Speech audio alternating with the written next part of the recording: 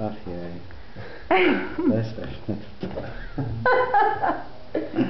No, toto treba dať dole, toto treba dať dole. Všeličo treba zmeniť, že? A námestové prší, nezabudnite. A námestové prší, aj tam úplne strašne. Námestové, no neviem ako, námestové, ale v Košiciach je Búrka. Hej? Ľudská písala. Tak prečo námestovo? Prečo verím, Pane? Prečo námestovo, prečo verím, Pane? Verím, Pane, preto, lebo Viktor povedal, čo vám teda už. Mladým nehovorí nič, pretože Viktor už je pochovaný, alebo to kňaz Nitrianskej diecézy. Pesničku verím, Pane, sme spievali, vy už ju nepoznáte, predpokladám. Ja ju ešte poznám, dokonca len všetky 3 slohy, či koľko to má. No a na základe tej pesničky vznikol názov festivalu v Horných Kočkovciach v 90. roku. Máme 2013, takže nejaký ten rok už sa ten festival koná.